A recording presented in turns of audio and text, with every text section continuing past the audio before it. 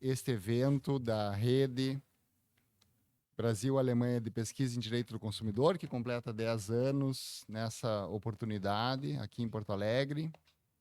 Como antes mencionado, haverá tradução para essa sessão simultânea. A professora Beate Gisel falará em alemão.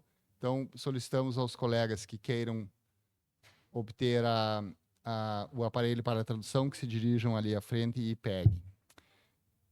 Essa sessão se chama Novos Desenvolvimentos Legislativos em Matéria de Proteção do Consumidor no Mundo Digital. Eu sou o professor Augusto Jäger, da Faculdade de Direito. O professor Drayton Gonzaga de Souza está numa reunião e logo voltará para participar da mesa. Tenho a alegria de saudar mais uma vez a professora Beate Gisel, da Universidade de Munique, coordenadora alemã dessa rede, grande parceira da Universidade Federal do Rio Grande do Sul. Também a professora Cláudia Lima Marques, especialista em Direito do Consumidor e diretora da Faculdade de Direito. E o professor Fabiano Menck, especialista em proteção de dados e também professor da Faculdade de Direito. Passo de imediato a palavra para a professora Beate Gisel para proceder à sua palestra.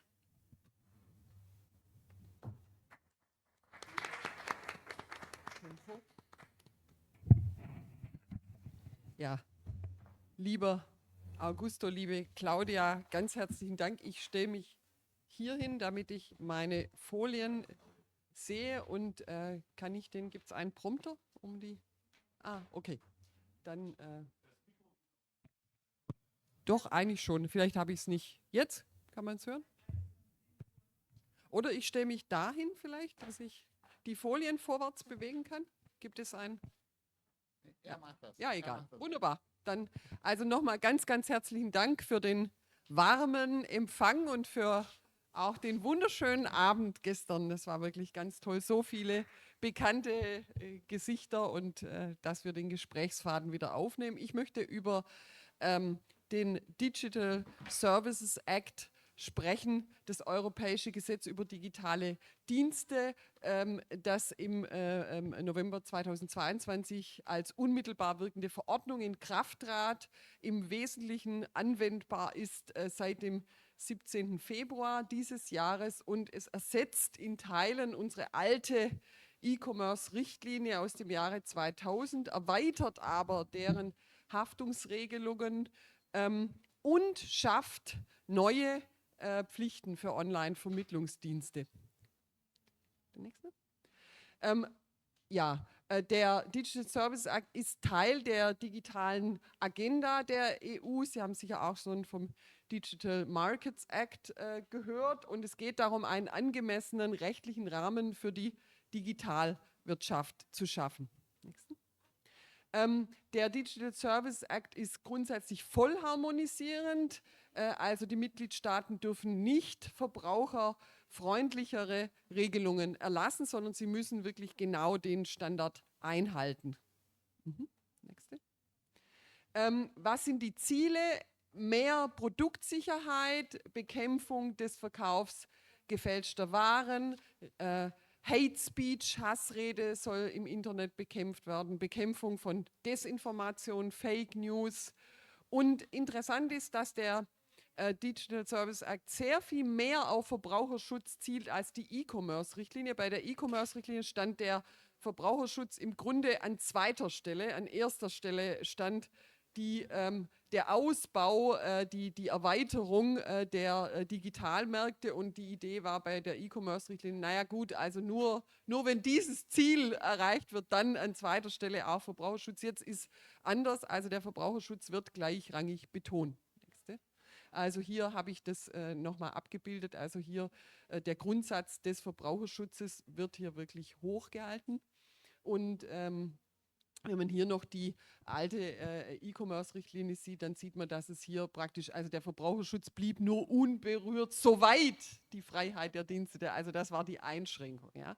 Nächste Folie bitte. Also die Struktur des DSA, der DSA variiert nach Adressaten. Das ist so ein Kaskaden-, ein Stufenmodell und sozusagen mit der Bedeutung der Größe der Akteure wachsen dann auch die Pflichten. Das ist die Idee und es gibt zuerst einen allgemeinen Teil, da werden wir uns gleich eine wichtige Vorschrift kurz anschauen, zur Haftung.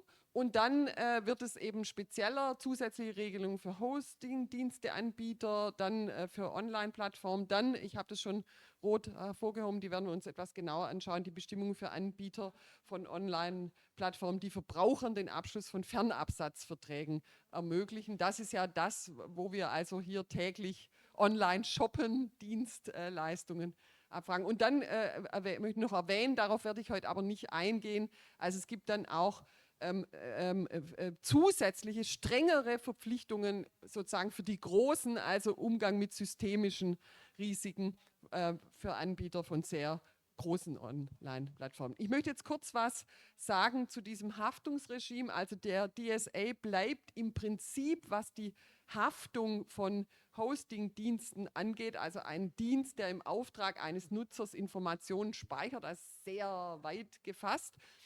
Und grundsätzlich sind diese Hosting-Dienste frei von Haftung. Also sie haften nicht für den Inhalt der Information, der jetzt hier im Auftrag eines Nutzers gespeichert wird. Und das ist weiterhin im Prinzip so. Ja? Was anderes gilt, wenn, oder umgekehrt, also Haftung nicht, ja, wenn keine tatsächliche Kenntnis des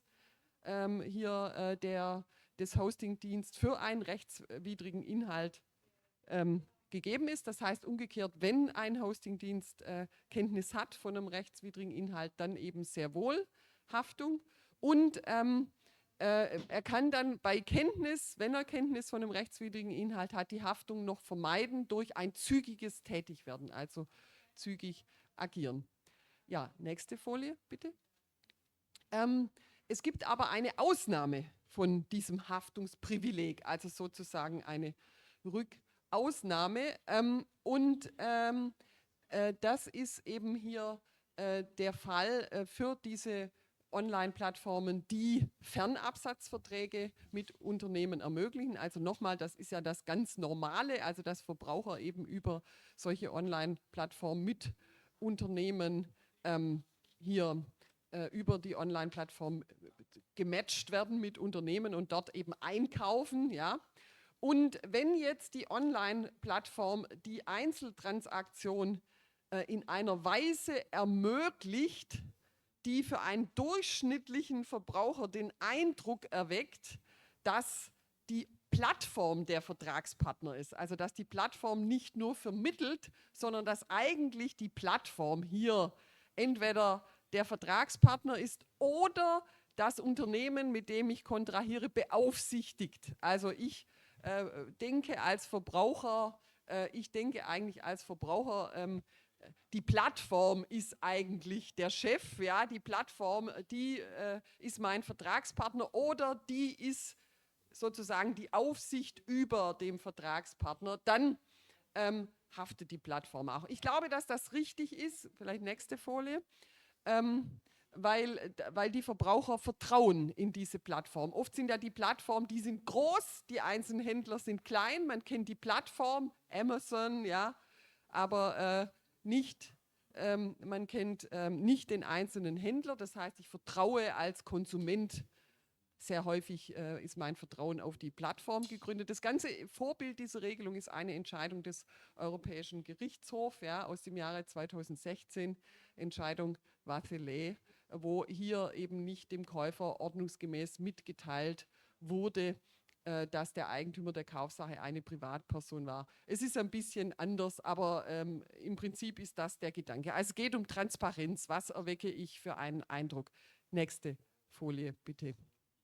Wie gesagt, ich halte es auch für richtig. Ich halte es für richtig, weil die Verbraucher sehr häufig den Namen der Plattform kennen, darauf vertrauen und nicht auf den einzelnen Händler. Nächste Folie, bitte.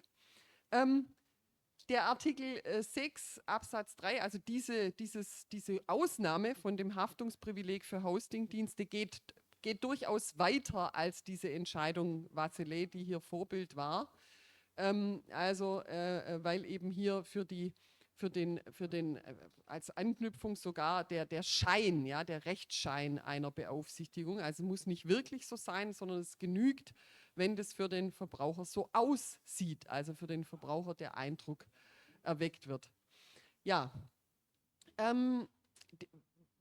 wird das funktionieren? Wird das effektiv sein? Ja, das werden wir sehen. Das wird davon abhängen, wie streng die Gerichte sind. Also wie streng vor allem natürlich dann am Ende der Europäische Gerichtshof. Jetzt ist es lauter.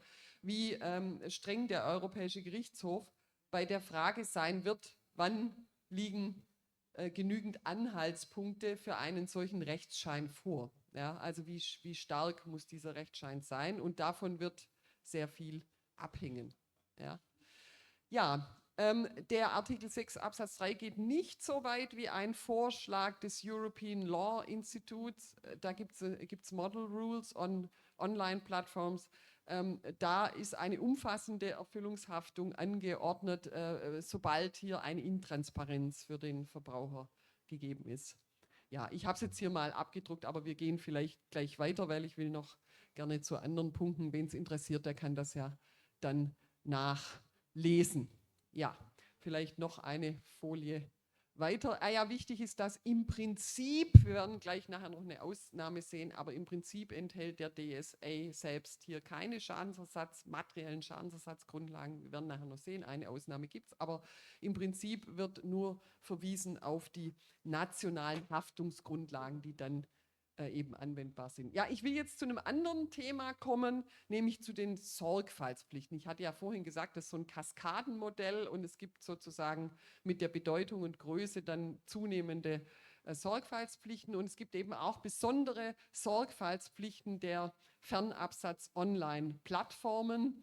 Beginnend mit dem Artikel 30. Es soll die Nachverfolgbarkeit von Unternehmen ermöglicht werden, also vielleicht nächste Folie. Ja, also nach Artikel 30 Absatz 1 müssen hier die Online-Plattformen hier sicherstellen, dass eben die Unternehmen hier nur handeln können, nur ihre Produkte, ihre Dienstleistungen anbieten können, wenn sie zuvor die erforderlichen Informationen bereitstellen, die dann auch ein Verbraucher braucht, um dann hinterher herauszufinden, mit wem habe ich denn da wirklich kontrahiert. Es müssen außerdem die Online-Plattformen, sie dürfen nicht die Augen verschließen und sagen, ich glaube alles, ja, sondern sie müssen auch nach besten Kräften prüfen, ob die betreffenden Informationen, ob die wirklich verlässlich sind, vollständig zutreffend. Und das heißt, also hier ein paar Beispiele, Sie müssen amtliche Online-Datenbanken abfragen, Online-Schnittstellen, die verfügbar sind, nutzen und beziehungsweise dann verlässliche Quellen verlangen, dass es nachgewiesen wird. Ja? Also das ist, die Plattform darf sich hier nicht zurückziehen auf, ich glaube alles, was mir hier präsentiert wird. Gerne die nächste Folie.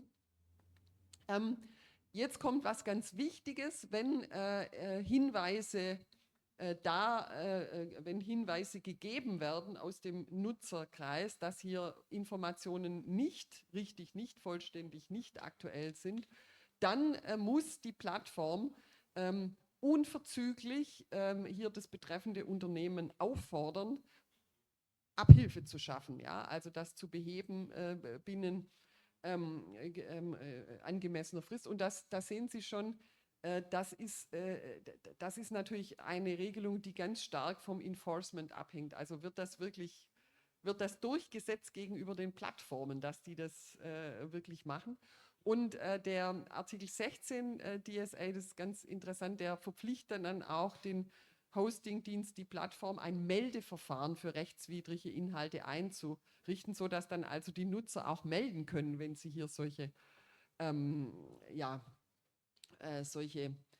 rechtswidrigen oder unvollständigen Informationen hier können wir noch mal einmal ganz kurz zurück zu dem letzten Punkt. Wenn Unternehmen es versäumen, hier die Informationen rechtzeitig zu berichtigen, dann muss die Online-Plattform reagieren und gegebenenfalls sperren den Unternehmer, sodass der da nicht mehr teilnehmen kann. Jetzt gerne die nächste, vielen Dank. Ja, dann gibt es auch eine Verpflichtung zur Compliance by Design. Also die Online-Schnittstellen müssen von der Plattform so konzipiert und organisiert sein, dass die Unternehmen eben hier schon bei Design dann eben diesen Verpflichtungen als vorvertragliche Information, Konformität, Produktsicherheits und so weiter nachkommen und dass eben hier das wird noch konkretisiert, dass eben hier eine klare, wirklich eine Identifizierung der Produkte, der Dienstleistung und eben auch des Unternehmers möglich wird für die Nutzer. Nächste.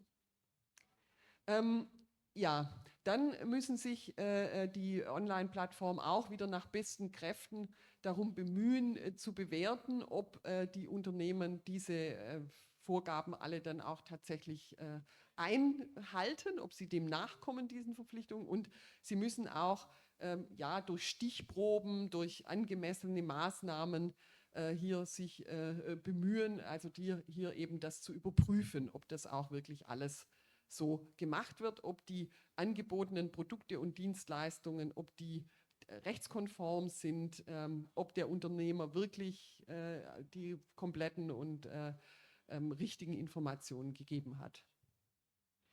Ja, genau, jetzt haben wir hier eben auch eine ganz wichtige Regelung, dass wenn jetzt hier Produkte, Dienstleistungen, also Produkte etwa Produktsicherheitsvorgaben nicht entsprechen, dass dann hier der Verbraucher, der das gekauft hat, informiert werden muss. Ja, also die Online-Plattform, die Plattform trifft dann die Verpflichtung, auf den Verbraucher zuzugehen und ihm zu sagen, hey, du hast ein rechtswidriges Produkt gekauft. Also wenn halt 10.000 vertrieben wurden und ich habe halt erfahren, dieses Produkt ist rechtswidrig, dann soll auf diese Art und Weise den Verbrauchern eben ermöglicht werden, dass sie das zurückgeben können, dass sie ihre Rechte ausüben können. Das gilt nur binnen 6 Monaten nach dem Erwerb. Das ist natürlich sehr kurz. Also wenn dann nach 7 Monaten die Information erst, wird es eben schwierig. Und es geht hier vor allem um Produktsicherheit, Produktpiraterie. Wird die nächste Folie haben?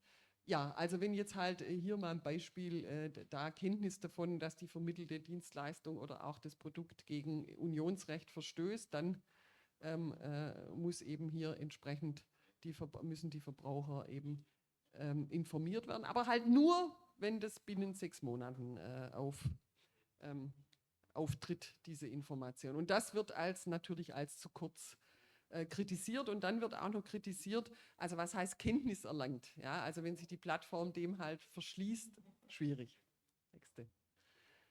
Dann noch ein Wort zur Durchsetzung. Also die Online-Plattformen müssen nicht nur ein Meldeverfahren nach Artikel 16, sondern auch ein Beschwerdesystem. Also sie müssen nach Artikel 20 ein internes Beschwerdesystem bereitstellen. Sie müssen den Zugang zu außergerichtlichen Streitbeilegungsmechanismen, ADR, bereitstellen. Und sie müssen auch nach Treu und Glauben kooperieren dann mit der Streitbeilegungsstelle. Die Entscheidungen sind aber nicht bindend. Ja. Der Weg zu Gericht wird nicht versperrt, der bleibt offen. Dann hier, ich hatte ja vorhin gesagt, im Prinzip keine Schadensersatzgrundlagen jetzt betreffend die Unternehmen und auch nicht die Plattform. Aber hier haben wir für die Sorgfaltspflichten, da haben wir tatsächlich eine Schadensersatzgrundlage im DSA, den Artikel 54. Das ist die Ausnahme, die ich vorhin angekündigt hatte. Nächste. Dann interessant, prozedurale Flankierung, also die Verbraucherverbände, denen wird hier auch eine wichtige Rolle zugewiesen, dass sie eben hier die Rechte der Verbraucher unter dem DSA durchsetzen, auch im Wege der neuen Verbandsklage, ja, wir haben ja die neue Verbandsklagenrichtlinie mit einer Abhilfeklage auf Schadensersatz. Nächste Folie. Und natürlich gibt es auch eine behördliche Aufsicht mit entsprechenden, auch durchaus hohen Geldbußen. Die nächste. Und gegenüber sehr großen Online-Plattformen, ja, kann dann die Europäische Kommission Geldbußen verhängen, Ja, und jetzt, das ist jetzt alles die schöne Theorie, und jetzt kommen wir zur Praxis. Das ist ja jetzt schon in Kraft und man muss sagen, dass wir tatsächlich große Probleme haben. Also wir haben große Probleme mit hier großen Online-Plattformen, die in Drittstaaten sitzen. Temu, Shein, das sind Plattformen, die in China sitzen.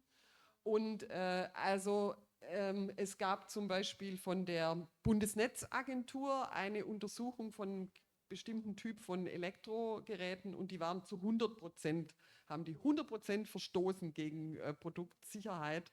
Also vielleicht die nächste Folie. Also das ist jetzt eine Stellungnahme aus einer Bundestagsdrucksache, was der Staatssekretär hier, also hier speziell zur Marktüberwachung, also sehen Sie vom Februar 2024, ähm, äh, ja, im Rahmen einer Bildschirmprüfung ist es häufig nicht möglich, die hier Mangel an Geräten zu identifizieren. Es wurden zusätzliche Testkäufe durchgeführt bei Temu und die ergab dann in nahezu allen Fällen, dass die gesetzlichen Anforderungen nicht eingehalten wurden. Es wird dann auch hier berichtet über die Herausforderungen, also wenn Sie das Rechte gerade im Bereich von hier jetzt, da ging es speziell um Sicherheit, elektromagnetische Verträglichkeit, da wird eben gesagt, naja gut, also wir haben da eigentlich begrenzte Einflussmöglichkeiten. Die Plattformen, die kooperieren zum Teil nicht, zum Teil schon. Also Schwierigkeiten bei der Durchsetzung sind sehr handgreiflich. Die nächste. Dann Sicherheit, ja, also hier Spielwaren, ja, also Schnittwunden, Ersticken, Strangulieren, also das ist schon chemische Risiken.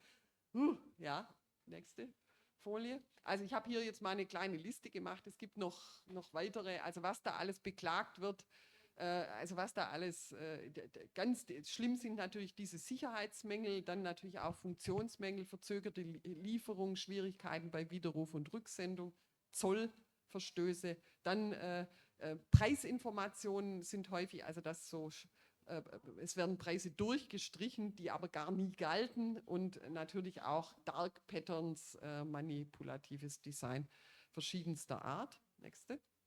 Und interessant ist jetzt aber, ich habe ja vorhin erwähnt, dass den Verbraucherverbänden hier durchaus eine aktive Rolle rechtlich, gesetzlich zugewiesen ist, hier die Verbraucherrechte durchzusetzen. Und jetzt ist interessant, dass der Verbraucherzentrale Bundesverband, das ist in Deutschland der Dachverband der Verbraucherzentralen, sind da aktiv geworden und haben Temu etwa und Shein auch abgemahnt, haben auch sind in Kooperation zu diesen Plattformen getreten und die haben durchaus auch, also da hat sich schon durchaus was verbessert.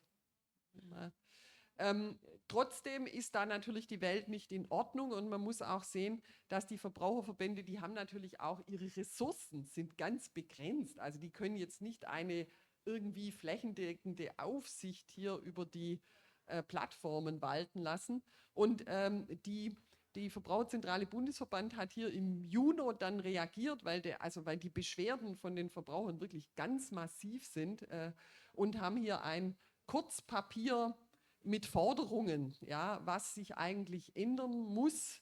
Also die Plattformen sollen eben verpflichtet werden, sollen weitere Sorgfaltspflichten bekommen und es sollen auch die Behörden vor allem verpflichtet werden, die Plattform stärker zu überwachen und insbesondere Produktsicherheits- und Verbraucherrechte. Also es gibt zum Beispiel ein Problem, was sehr häufig geschildert wird, das sehen Sie unten, das ist das vorletzte, auch gleiche Produkte bei anderen Händlern. Also das ist dann halt oft so, man hat ein Produkt A, ja, Marke A, von einem Händler B wird das angeboten und dann gibt es Beschwerden von den Verbrauchern, das Produkt ist giftig, es ist unsicher, es funktioniert nicht, dann reagiert vielleicht die Plattform sogar. Aber sie schaut nur diesen einzelnen Händler und dieses einzelne Produkt an und dann kommt halt 2 Wochen später, kommt dann halt das Produkt C und der Händler D. Ja, und das Ganze geht von vorne los. Und da braucht man eben hier, das ist, glaube ich, ein ganz wichtiger Punkt, dass also hier auch gleiche Produkte bei anderen Händlern, also dass man nach Produktgruppen, die, um das halt zu verhindern, dass da praktisch das Recht umgangen wird. Ja, ja, die letzten zwei. Ja, also ist, Sie sehen diese Ertüchtigung der Marktüberwachung. Natürlich braucht man eine bessere Ausstattung der Behörden. Also wenn Sie so riesige, mächtige Plattformen haben, da muss dann schon eine Behörde auch entsprechend ausgestattet sein, dass sie da wirklich was ausrichten kann. Interessant ist, dass die Punkte dieses Kurzpapiers, also unsere Regierung hat sich ja aufgelöst jetzt, aber so gut wie, aber die tauchen auch noch auf in einem Papier jetzt, also eine Forderung aus dem Wirtschaftsministerium. Also eigentlich weitgehend übernommen worden, aber was jetzt alles daraus wird, weiß so richtig niemand. Interessant ist aber, dass die Europäische Kommission jetzt auch gegen ein Verfahren hier gegen Temo und Schein. Also es ist, ich glaube, vielleicht nochmal eine ja, genau, hier sind nochmal die Forderungen zusammengefasst. Also ich glaube, der Digital Services Act ist gut. Das ist ein gutes Gesetz, ja.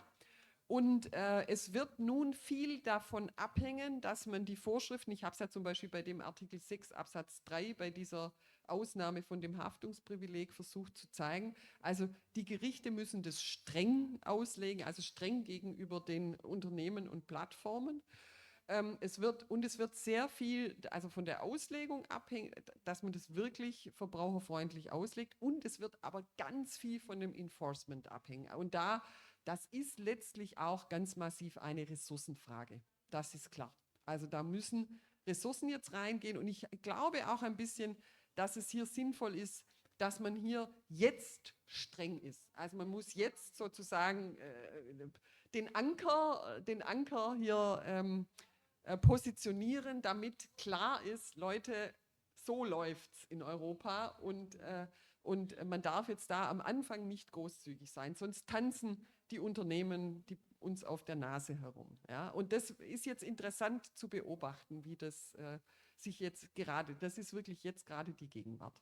Ja, damit bin ich auch schon am Ende. Ja, also ich habe hier nochmal dieses Fazit, also ganz unten sehen Sie nochmal, ja, weitere Stärkung der Durchsetzungsmechanismen. Das ist jetzt, glaube ich, wichtig. Also bei den Gerichten, da habe ich eigentlich wenig Sorge. Ich glaube schon, dass die das streng auslegen werden.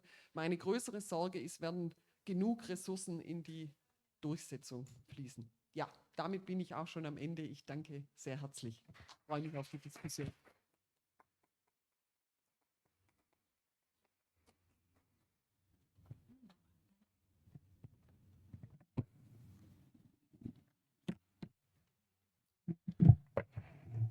Muito obrigado, professora Gisele. Vimos aqui uma brilhante palestra sobre o DSA, que começou com a afirmação que já é constante nesse seminário de que o que se procura não é um direito do consumidor, mas uma proteção mais global, mais envolvente do consumidor.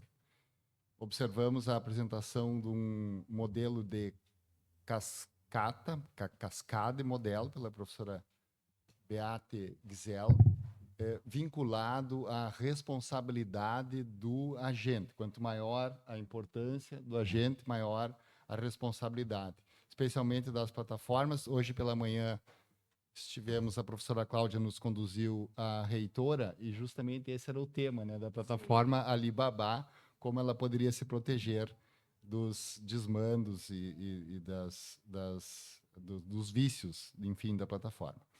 Também a professora Beate apontou 2 princípios: o princípio da confiança, que é o tema do pós-doutorado da professora Cláudia em Heidelberg, na plataforma, e não somente num determinado pequeno ofertante na plataforma. Isto é, a plataforma, que é a grande, tem a possibilidade de ser também punida, né? E não só o pequeno anunciante. E o outro princípio que observamos foi o princípio da informação, da disponibilidade absoluta da informação na plataforma, com especialmente os problemas de confiança. A professora Beate Gisela chamou esta primeira parte de uma teoria bonita, schöne Theorie.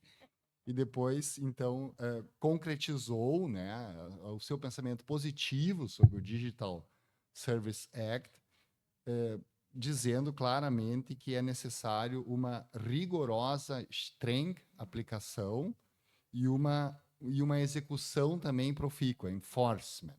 Pelo que agradecemos, então, à professora Beate por essa brilhante palestra. Muito obrigado.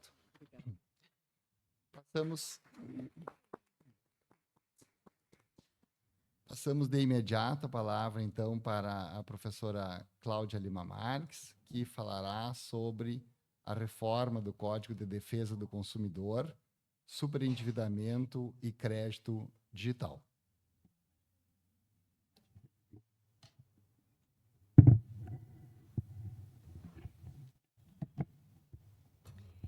Bem,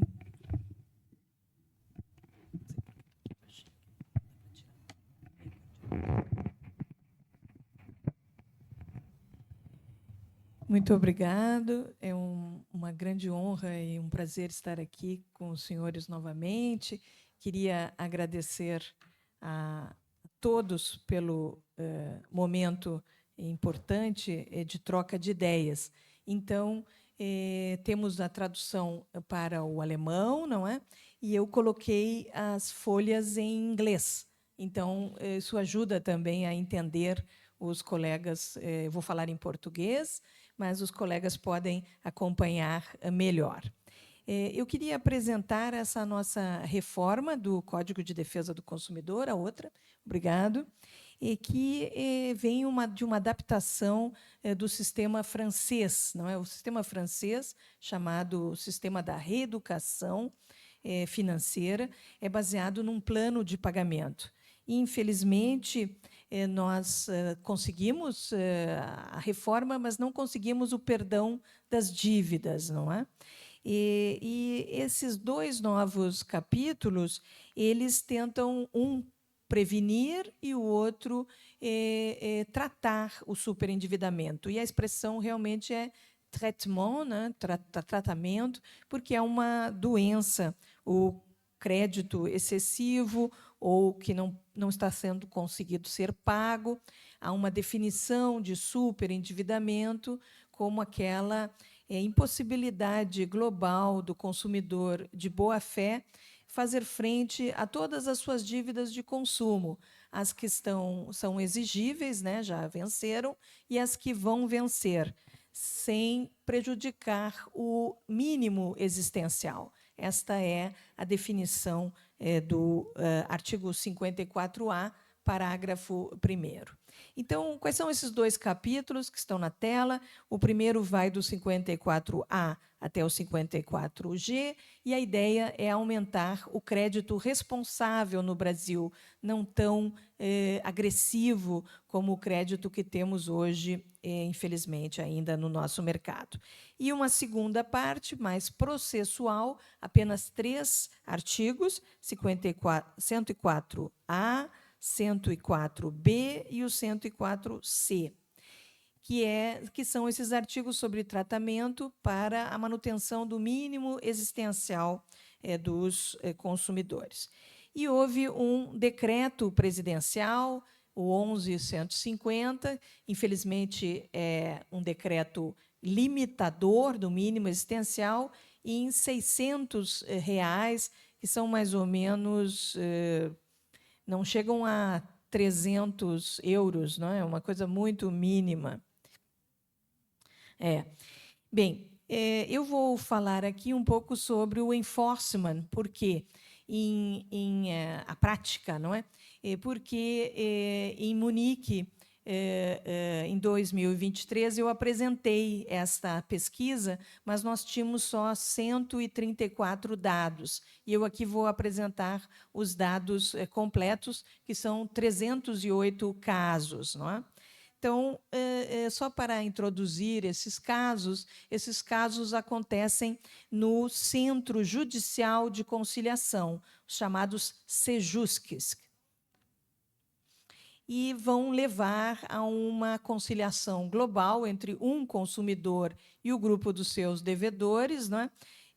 Credores, melhor dizendo, e ele vai fazer esse pagamento em 5 anos.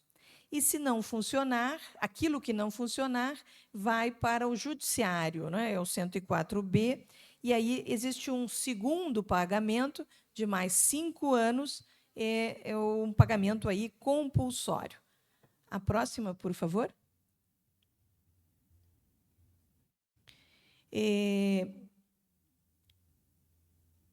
Ok.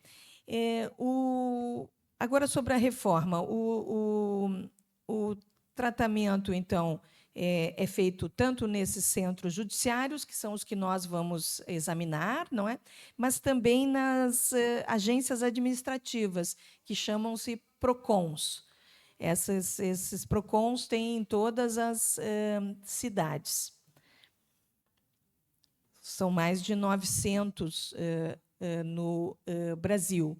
E os centros judiciais são 3.200 no Brasil. Bem, então, esse pagamento de 5 anos é como se fosse uma novação, um acordo executivo, uma nova dívida, não é? Que é, então, parcelada em 5 anos. Como eu disse, não há perdão de dívidas nesse momento no Brasil, e o início, tanto da parte extrajudicial quanto da parte judicial, é o consumidor que pode fazer, não os credores.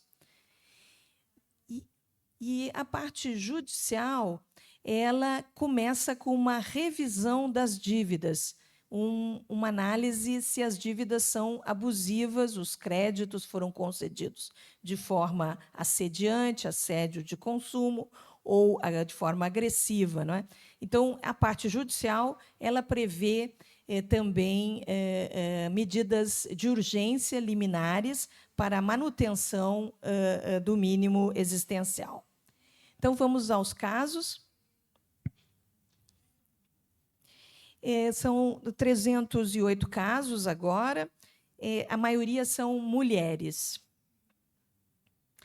Foram analisados os casos da entrada em vigor da lei e até agora, julho de 2024, então, durante 3 anos, 308 casos. O próximo, por favor.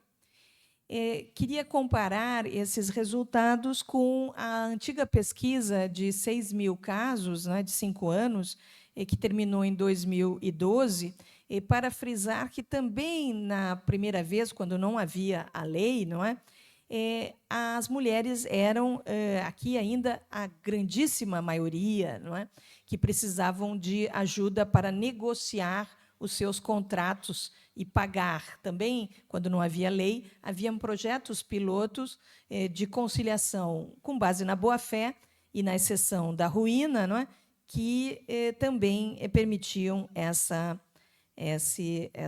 conciliação. O próximo, por favor. Agora, vamos ver a idade das pessoas, não é? Nesses 308 casos, a maioria, 46,9%, envolve pessoas entre 40 e 59 anos, né, na parte mais ativa.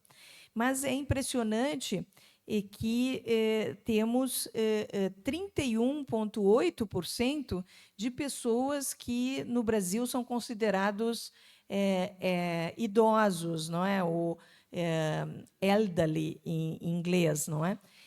A Constituição de 1988 assegurou direitos e prioridades para as pessoas maiores de 60 anos. E aqui eles já aparecem como um grupo muito significativo. Não sei se foi a pandemia, a Covid, e que os tornou mais vulneráveis, né, os mais velhos, ou se é o crédito consignado, né, que seria o wage credit, que é um crédito que é descontado diretamente da pensão e da aposentadoria. De qualquer maneira, esse é um fenômeno bem impressionante que os dados mostram. O próximo, por favor.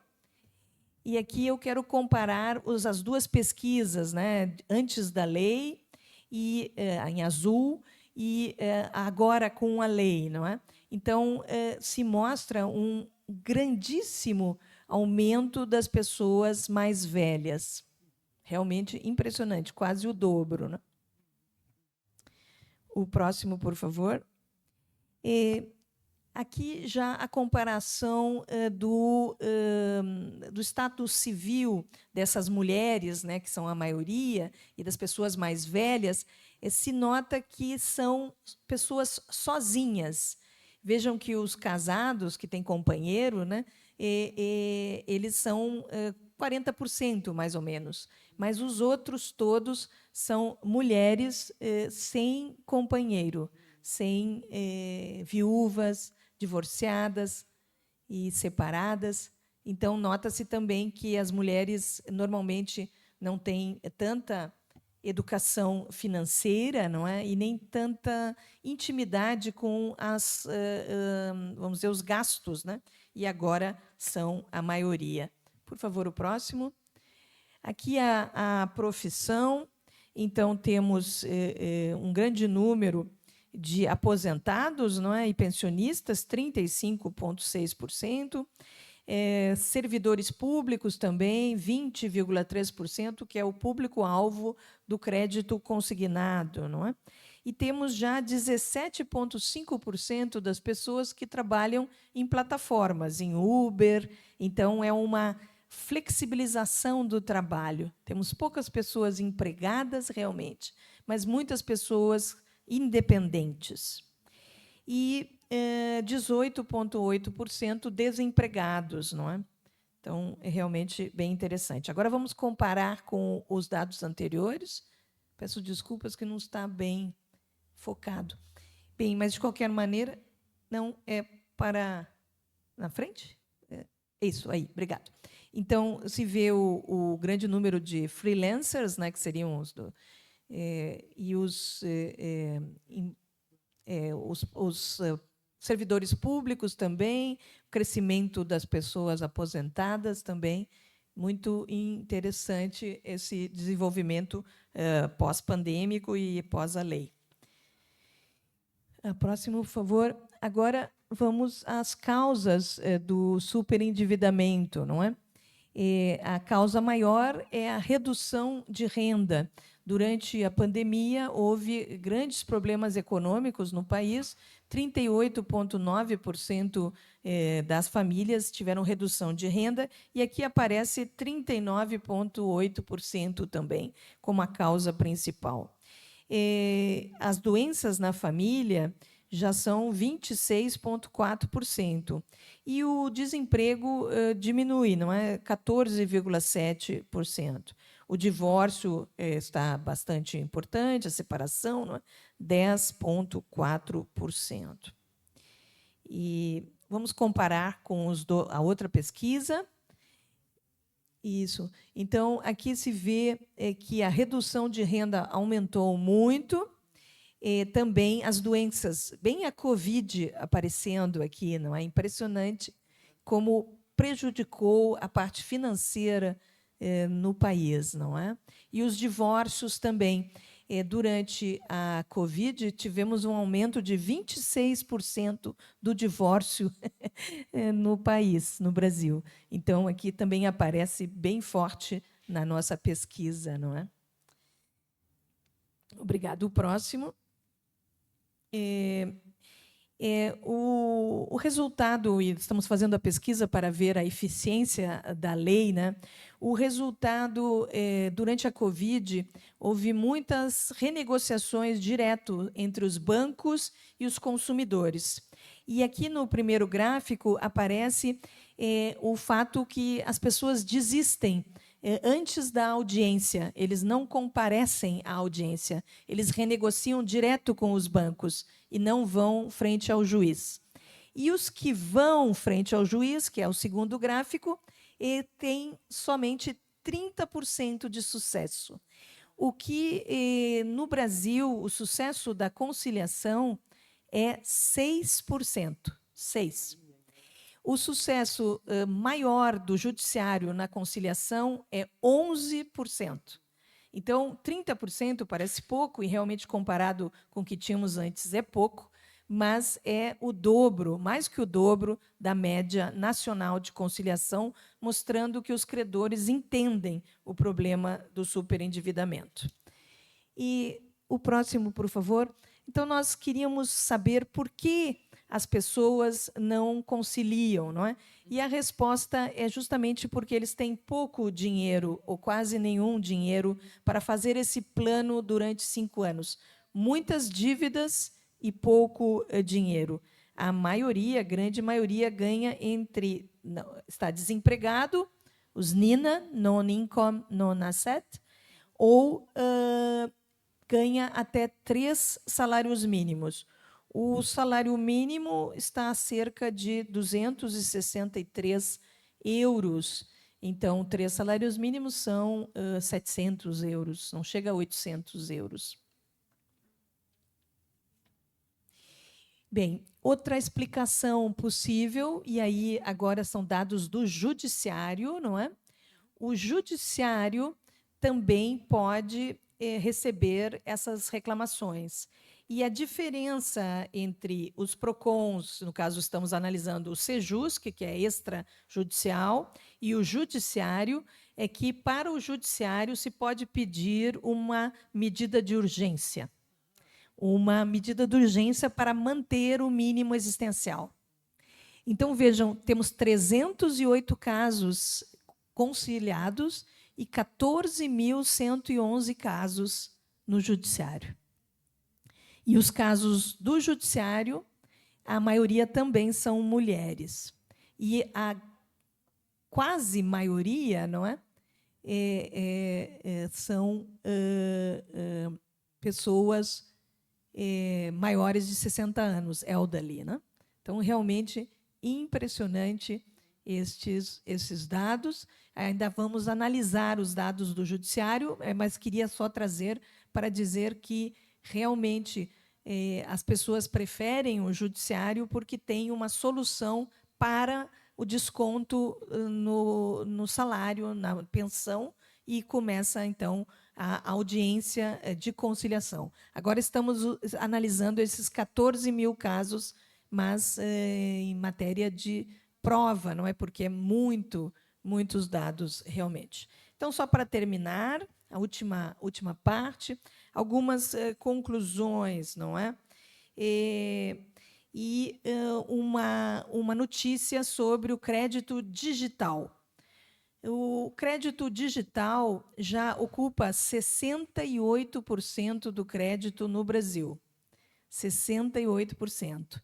Mas não está na reforma, está na segunda parte da reforma, que não foi aprovada. Então, o projeto de lei 3415, de 2015, ele ainda não foi aprovado. O que nós temos e que vamos ouvir agora é a Lei Geral de Proteção de Dados, que ajuda, e temos um projeto de lei, o 2338, de 2023, para regular o uso da inteligência artificial e de robôs, não é? Muitos desses dados, desses créditos digitais, são contratados com robôs. Então, a reforma ela previa que esses contratos digitais seria uma parte do Código de Defesa do Consumidor. Mas o parlamento brasileiro resolveu diferentemente. Ele fez uma reforma do Código Civil brasileiro e incluiu capítulos sobre contratos digitais para empresários, consumidores e civis em geral. E um título novo que chama Direito Digital, Digital Rights. Isso está no projeto, não tem número ainda, é novo, não é? Não recebeu ainda um número, mas já se nota uma decisão do parlamento de não mudar o Código de Defesa do Consumidor, mas mudar o Código Civil, como fez a Alemanha, inclusive, né? Então, Então, a minha pergunta final aqui é sobre a centralidade do Código de Defesa do Consumidor, que é de 1990 e sequer fala sobre a internet. E vai continuar não falando sobre a internet, se o projeto 3514 não for aprovado, não é? Isso. O segundo ponto que queria trazer como conclusão são os reenvios, né? Renvoi. Os projetos de lei, o Código Civil, por exemplo, o marco legal da inteligência artificial, esse projeto 2338, eles não cuidam da responsabilidade civil. Eles mandam, fazem um renvoi para o Código de Defesa do Consumidor. Então, por isso, o Código de Defesa do Consumidor tem que se adaptar também ao mundo digital, me parece, né? Para que se possa fazer esse diálogo das fontes, né? A expressão do meu mestre Eric James, né? Bem, a boa notícia é que temos um acordo do Mercosul sobre lei aplicável aos contratos internacionais digitais, não é? E com isso, pelo menos, temos uma parte da reforma digital aplicável, mas ainda é muito pouco. Então, era isso. Muito obrigada.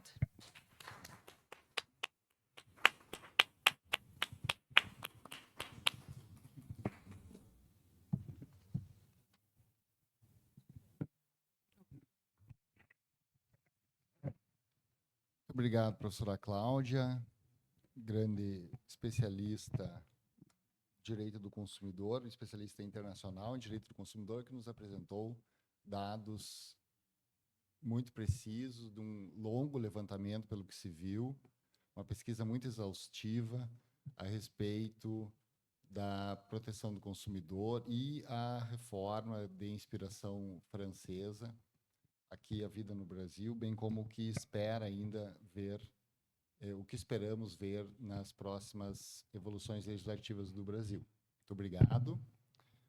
Passamos agora a palavra ao professor Fabiano Menck. O professor Fabiano Menck liderou o Departamento de Direito Privado aqui na universidade. Também integrou o Conselho Nacional de Proteção de Dados pela URGS como grande especialista que é na matéria da proteção de dados e proteção do consumidor, sobre o que falará agora para nós, especialmente sobre os novos desenvolvimentos que ocorrem no Brasil. Professor Fabiano Menck. Professor Augusto, muito bom dia, muito obrigado. Eu queria, primeiramente, cumprimentar os colegas, cumprimentar as nossas chefes aqui da rede, por propiciar esse evento tão importante, né, que está num encadeamento de eventos internacionais, e eu tenho muita honra e agradeço novamente por ter integrado ao longo desses anos essa rede. Muito obrigado de estar vendo os colegas de novo, né, da Alemanha, e também os estudantes, colegas professores aqui da URGS. O tema meu aqui é um pouco dessas interfaces da proteção de dados com a proteção do consumidor. Até já estou adequando, né, também o termo.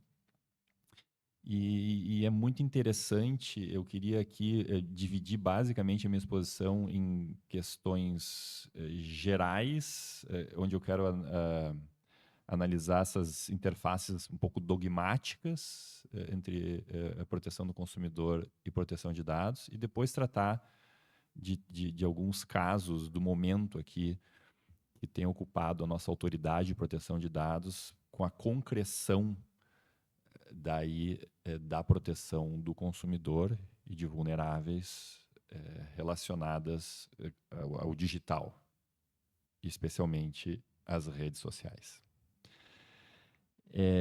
Então, proteção de dados e proteção do consumidor tem essa etimologia comum da proteção em ambas disciplinas, nós poderíamos assim dizer. A proteção de dados tanto na Alemanha quanto no Brasil, ela é uma disciplina já com uma considerável autonomia. É evidente que o desenvolvimento alemão ele é mais longevo. Mas notem, em alemão, Datenschutz, em português, proteção de dados, em alemão, Verbraucherschutz, né? E proteção do consumidor, defesa do consumidor. Então, estamos falando de defesa, né? Verteidigung. Wir müssen jemanden verteidigen hier, né? Precisamos defender alguém, e é o consumidor que, em muitos dos casos da proteção de dados, nós estamos diante de consumidores, né? Então, essa é uma pergunta muito interessante dessa fronteira dessas disciplinas. Nós já chegamos a trabalhar nos nossos grupos de estudos com um texto, por exemplo, europeu que nega a condição de direito fundamental para a proteção de dados, dizendo, não alemão o texto de um holandês, mas dizendo que é direito do consumidor a proteção de dados. É bem interessante. Aqui nós temos que fazer uma delimitação, ou seja, o que resta dentro da proteção de dados que não é consumidor, e existe, por exemplo, o direito do trabalho tem uma inserção de proteção e não é direito do consumidor. De qualquer maneira, nós estamos diante de tutela, né? Nós poderíamos também, talvez, enxergar, e eu vou tratar desses casos aqui um pouco mais na frente, da criança e do adolescente, é direito do consumidor. No mais das vezes, até a criança e adolescente é consumidor nas relações onde há problemas de proteção de dados. Então, hoje, há essa proteção, professora Cláudia, ela está muito imbricada entre proteção de dados e consumidor, quando a gente tem os casos envolvendo problemas com proteção de dados. Eu acho muito interessante também que na área de proteção de dados tem certo ceticismo quanto se essas regras de proteção de dados vão efetivamente pegar, vão ter um sucesso. E eu tenho sempre feito um paralelo com o direito do consumidor, ou a proteção do consumidor, porque com o surgimento da Lei de Defesa do Consumidor no Brasil na década de 90, foi um caminhar progressivo de atingir níveis mais altos de proteção. Eu acho que os colegas da professora Cláudia vão concordar com isso.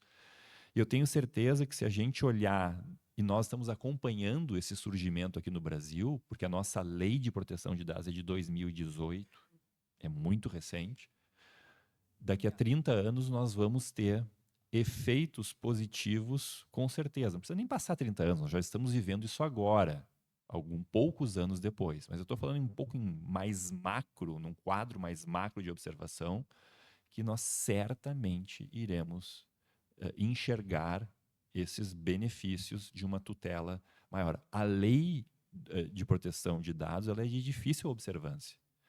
Ela é na prática, se a gente pudesse fazer uma estatística de o quanto ela é observada, esses números não existem, mas não é simples. E agora, com a técnica, se torna ainda mais difícil. Mas esses níveis de proteção certamente também vão aumentar nos casos relacionados a consumidor. Uma palavra eu queria dar também sobre a questão das origens da proteção de dados no Brasil, até num contraponto ao surgimento na Alemanha. No Brasil, essa legislação, as preocupações mais entusiasmadas surgem justamente dentro de uma secretaria do consumidor em Brasília, do Ministério da Justiça, tão conhecida Senacom. Eu até recomendo aos colegas que, se quiserem estudar, observar um apanhado interessantíssimo e exaustivo sobre o desenvolvimento e o surgimento da disciplina de proteção de dados no Brasil, que leiam o livro do Dr. Rafael Zanata, uma tese de doutorado sobre a tutela coletiva da proteção de dados no Brasil, que é algo que também interessa os nossos amigos alemães. Infelizmente, ela não é traduzida e é muito extensa, por causa justamente das Verbandsklagen, né, dessas ações coletivas que eu me lembro de nós tratarmos, né, Beata, alguns anos atrás em Munique, do interesse, e essa é uma pergunta que depois eu tenho do desenvolvimento delas na Alemanha, você falou um pouco aqui, mas a tutela coletiva ela é muito propícia para lidar com diversos casos do consumidor, e foi dentro da Senacom que surge a proteção de dados. E notem que na Alemanha não há esse desenvolvimento dentro de organizações de proteção do consumidor, até porque é muito mais antigo o desenvolvimento alemão, quando a proteção do consumidor não tinha, né, esse destaque todo. A primeira lei alemã de proteção de dados é uma lei do Estado de Hessen, né, e em 1970 mesmo. E o grande evento, né, da área jurídica para a proteção de dados foi a decisão do censo de 1983, a Volkszählungsurteil, tão famosa, tão reconhecida. Eu até ousaria afirmar que na Alemanha, isso o Spiro Simitis, que é talvez um dos grandes especialistas alemães, tenha afirmado, né, que a proteção de dados surgiu primeiramente nesse estado de Hessen na área da saúde, com a preocupação dos bancos de dados hospitalares, que foi o que fez surgir essa lei. Então, essa é uma questão da diferença do surgimento. Em ambos os países hoje, proteção de dados é direito fundamental, e aí já vem a carga de proteção, né, o simbolismo da proteção.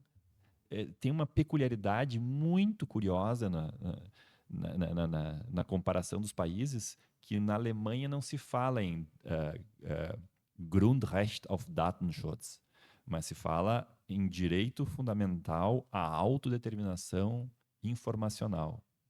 Grundrecht auf informationelle Selbstbestimmung. E numa criação pretoriana, numa criação jurisprudencial.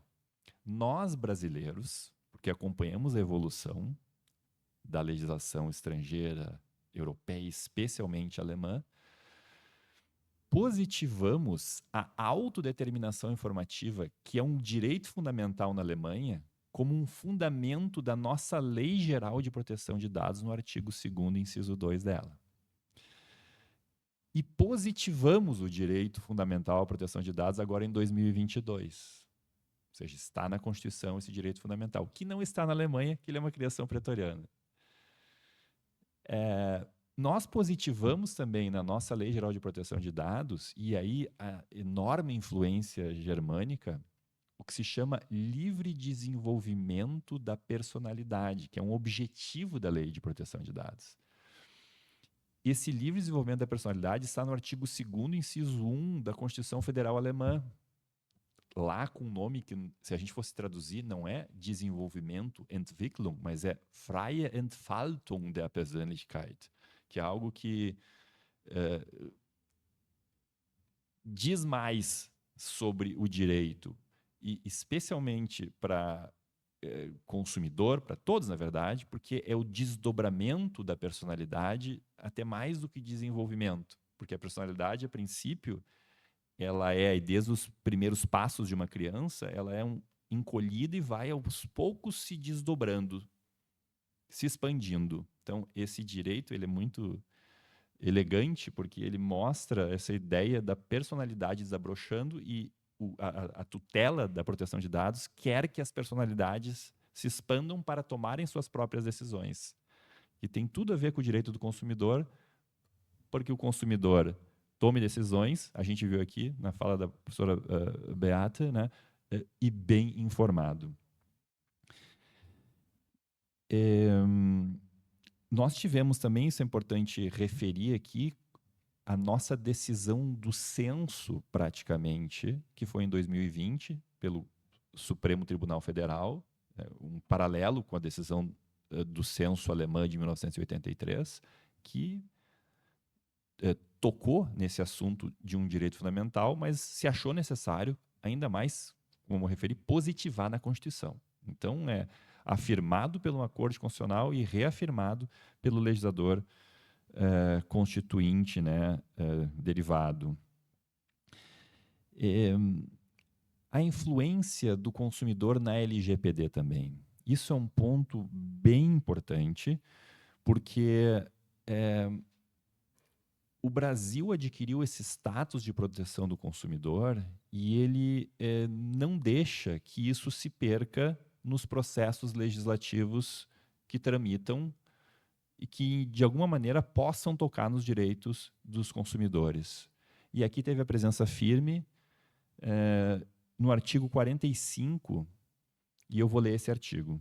As hipóteses de violação do direito do titular, e eu estou me referindo ao artigo 45 da Lei Geral de Proteção de Dados brasileira. As hipóteses de violação do direito do titular no âmbito das relações de consumo permanecem sujeitas às regras de responsabilidade previstas na legislação pertinente.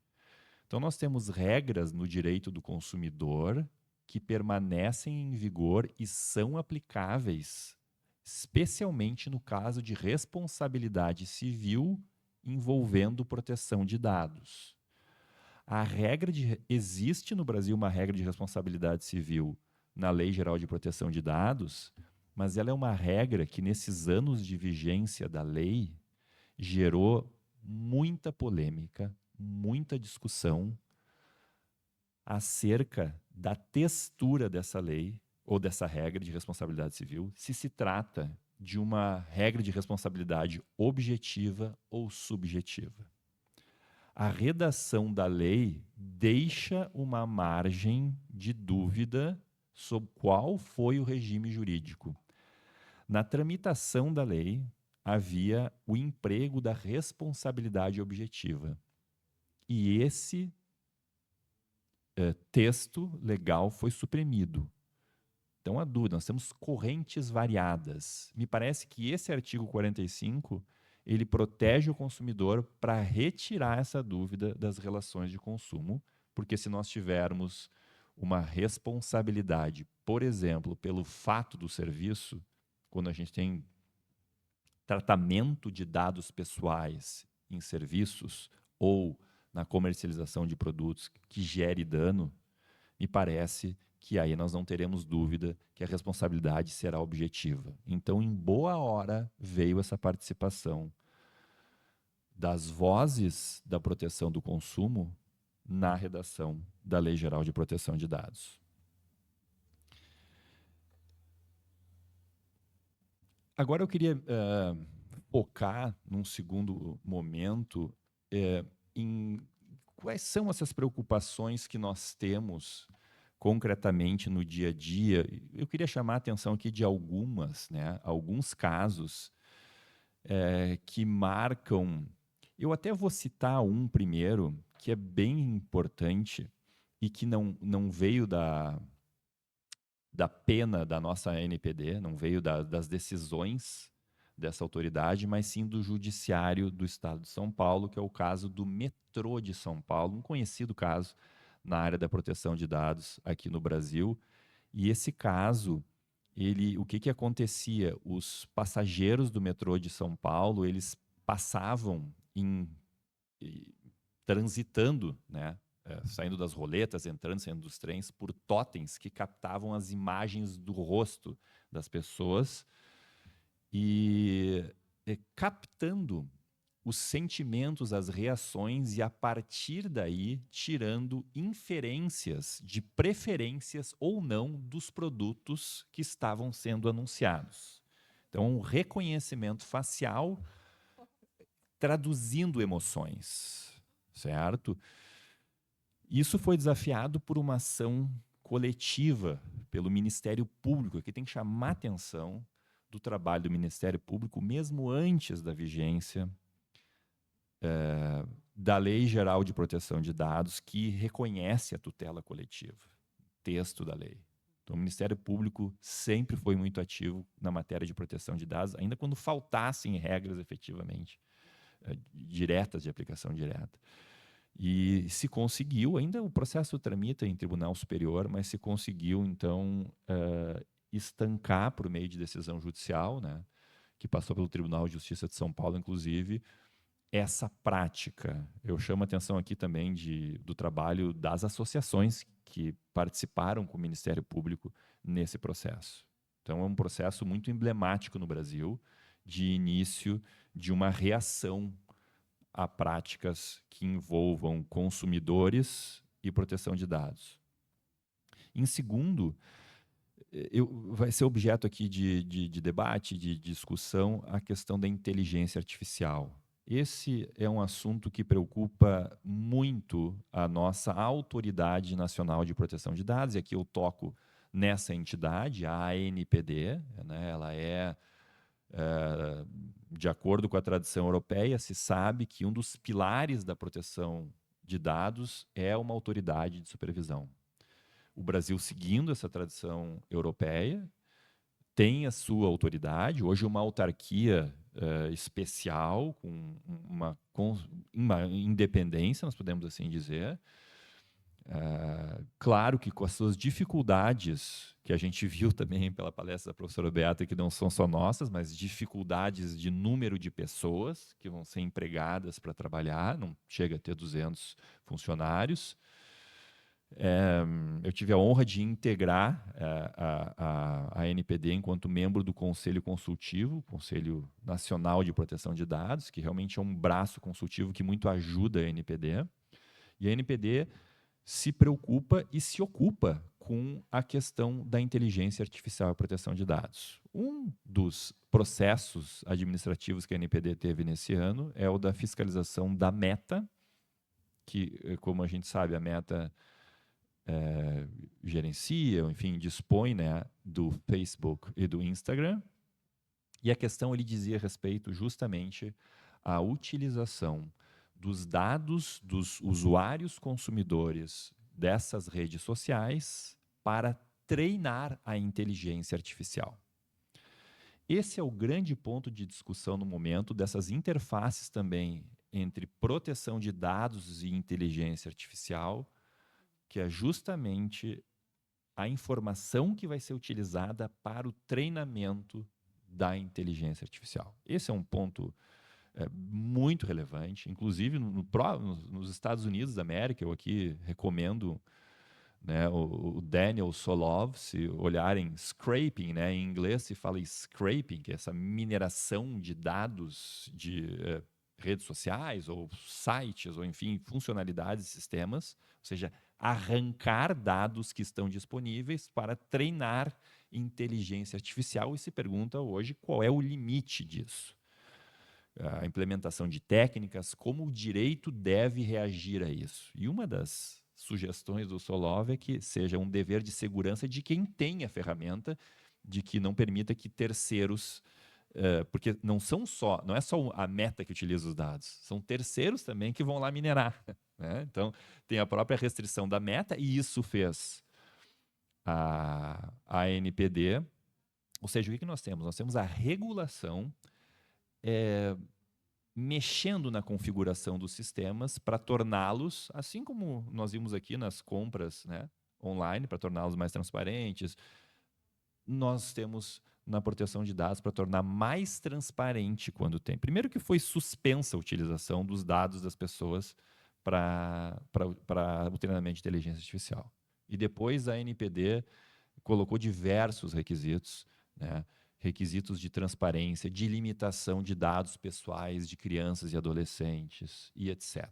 Então, a gente vê aqui uma atuação muito ativa. Aliás, nós temos projeto de lei de inteligência artificial e se pergunta no Brasil, é uma boa discussão, um bom debate, quem deve ser a autoridade que vai supervisionar a inteligência artificial. Eu já manifesto meu voto aqui, que é mais um pouco na linha alemã também, pelo que eu até falei com colegas aqui de novo semana passada, de que o próprio regulador da proteção de dados, porque já tem, né, porque a rigor, inteligência artificial não é valor, é produto praticamente, é sistema. Então, quem tem a preocupação com os valores, né, se ocupe disso também, mas poderia ser algo também um pouco colegiado com PROCONs ou na área do consumidor, juntar essas proteções que são muito...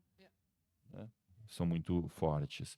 E, por fim, rapidamente, queria tocar no caso da rede social TikTok, que é um caso muito interessante e que vem ocupando também a nossa NPD, porque a rede social TikTok, ela é preferencial de adolescentes, pré-adolescentes, inclusive. E o grande ponto aqui que ocupou a NPD é justamente o ponto das crianças que têm acesso ao que se chama de feeds, né? Ou seja, as publicações que estão sendo veiculadas nessa rede social sem um cadastro prévio, ou seja, não tem um controle da criança e ela tem um acesso direto ao feed a partir do envio da informação pelo WhatsApp, de um aplicativo de mensagem. Então, a NPD fez restrições aqui para que esse cadastro seja melhorado, ou seja, que tenha a supervisão de um pai. A gente sabe que é muito difícil isso, porque às vezes os pais acabam permitindo e mentindo a idade das crianças, né? Mas, de qualquer maneira, é tudo como a gente volta para a moldagem do código, do sistema e da regulação vindo, né? Seja na regulação da lei, do regulamento e das autoridades de supervisão, para mexer no código, para mexer no sistema e garantir que os consumidores, as crianças e os titulares de proteção de dados tenham uma robustez maior para a sua tomada de decisão e desenvolvimento, né, ou desdobramento da personalidade. Essas eram as minhas mensagens. Mais uma vez, muito obrigado pela oportunidade de estar nesse seleto evento.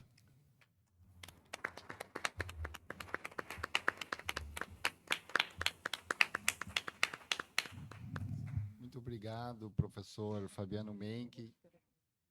Muito obrigado, professor Fabiano Menck, que nos trouxe parte da sua experiência, não só no tema da proteção de dados, mas também, em concreto, na sua participação no Conselho Nacional de Proteção de Dados, cujo posto foi uma honra para a Faculdade de Direito da URGS ter um especialista lá nesse órgão. Devo cumprimentar os palestrantes que conduziram muito bem o tempo. Nós temos que, inevitavelmente, terminar às 11 horas, porque temos a continuidade do evento e uma pausa. Então, temos, tranquilamente, 20 minutos para intervenções. Começamos pela mesa, se há alguma pergunta recíproca na mesa. Professora Cláudia. Bem, muito obrigado por ambas palestras muito interessantes. E eu tenho uma pergunta para a professora Beata Gisel. É uma pergunta, eu também agradeço muito a palestra sobre o Digital Service Act, que se vê uma grande lei, né, também muito longa, assim, muito detalhada, mas também com intenções muito interessantes. E a minha pergunta é sobre a distinção que faz entre grandes plataformas e pequenas plataformas. Se considera isto positivo, no sentido que também foi copiado no Brasil no projeto de lei do Marco Legal da Inteligência Artificial, se aumentou, vamos dizer assim, a responsabilidade dos grandes provedores. E na reforma do Código Civil também se copiou o Digital Service Act para fazer este aumento de responsabilidade para as grandes plataformas. A pergunta que eu me faço é como isso acontecerá nos países, vamos dizer, do sul global, onde essas grandes plataformas elas realmente não se preocupam tanto assim com a defesa do consumidor, não é? Ou se nós vamos prejudicar o cumprimento da lei nas pequenas plataformas, porque antes o foco era a vítima. A vítima ela tem que ser protegida, não importa quem fez o mal, se foi o vazamento, por exemplo, não é, de dados ou um produto pirata, se é uma grande plataforma ou uma pequena plataforma. Como foi isso resolvido pela União Europeia, não é? Realmente a segurança para a vítima ou é uma questão mais econômica de tentar que as grandes plataformas elas mesmas façam a defesa do consumidor, vamos dizer assim, não é?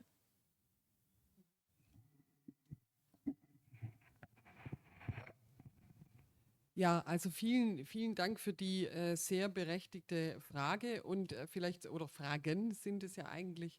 Also zum ersten Teil, wer jetzt sozusagen dafür sorgt, dass dann im globalen Süden auch die Verbraucher geschützt werden, das ist natürlich eine schwere und offene Frage, zumal wir ja aktuell in Zeiten leben, in denen multilaterale Lösungen nicht sehr große Aussicht auf Erfolg haben. Wir trösten uns in Europa immer ein bisschen mit der Hoffnung auf den sogenannten Brussels-Effekt, also dass man eben ein Stück weit hofft, dass europäische Regelungen wie zum Beispiel im Datenschutz oder jetzt eben auch die digitale Ordnung, Digital Markets und Digital Service Act, dass die ja doch einen gewissen Standard schaffen, der dann andernorts vielleicht doch wenigstens in Teilen kopiert wird. Und auch hier geht es, glaube ich, wieder um die Ankerfunktion. Ja? Also was ist eigentlich der Anker, an dem sich eben irgendwo dann irgendjemand vernünftigerweise orientiert. Aber ich will ganz offen einräumen, das ist ein schwacher Trost. Zu der Frage, ob es eigentlich sinnvoll ist, zwischen großen und kleinen Plattformen in der Regulierung zu unterscheiden. Also ich glaube, man muss ja schon mal ganz deutlich vorweg sagen, also es ist ja nicht so, dass jetzt die Produktsicherheitsstandards andere sind. Also dass wir sagen, eine kleine Plattform darf unsicherere Produkte vertreiben als eine große. So ist es ja nicht, sondern es geht ja um die Reichweite der Sorgfaltspflichten, Überwachungspflichten. Und ich glaube, da ist das schon gerechtfertigt. Also wenn ich sozusagen aus der Vogelperspektive von oben drauf schaue und sage, ich habe eine Ordnungsaufgabe und ich kann eigentlich diese Überwachung, die kann ich eigentlich theoretisch zwischen verschiedenen Akteuren, Behörden, Unternehmen und so weiter, kann ich die verteilen.